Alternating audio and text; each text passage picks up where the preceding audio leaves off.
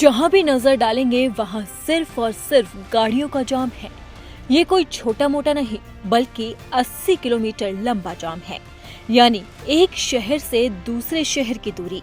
ये जाम पिछले 4 दिनों से बिहार में रोहतास जिले के दिल्ली कोलकाता नेशनल हाईवे पर लगा है। ये महाजाम अब विकराल हो चुका है, जिसकी वजह से गाड़ियों से लेकर ट्रकों के पहिए थम गए। भीषण जाम का आलम यह है कि पिछले 24 घंटे में गाड़ियां सिर्फ 5 किलोमीटर का सफर ही तय कर पा रही हैं। भीषण जाम में हजारों गाड़ियां फंसी है और दूर दूर तक ट्रक ही ट्रक नजर आ रहे हैं। और यही वजह है कि आम लोगों के साथ साथ ट्रक ड्राइवर्स का बुरा हाल है।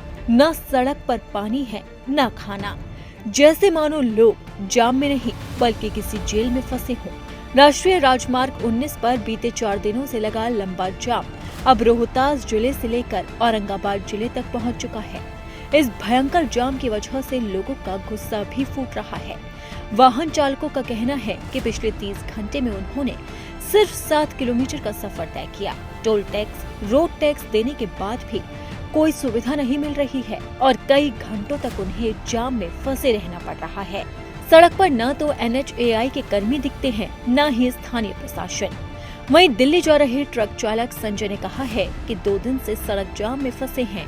भूख प्यास से बेहाल हो रहा है। चंद किलोमीटर का फासला तय करने में भी घंटों लग रहे हैं। इन तस्वीरों को देखकर अंदाजा लगाया जा सकता है कि लोगों का हाल कितना बेहाल है।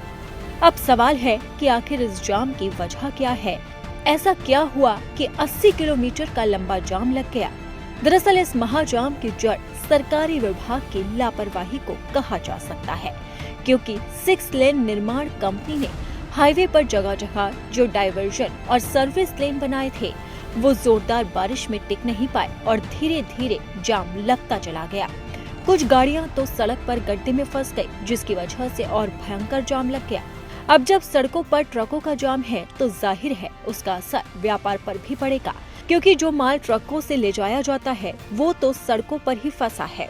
ऐसे में ड्राइवर्स और व्यापारियों को कच्चे सामानों के नुकसान की चिंता सता रही है। इसके अलावा राहगीर, एम्बुलेंस, आपातकालीन सेवा और टूरिस्ट वाहनों को भी इस भीषण जाम की समस्या का सामना करना पड़ रहा है।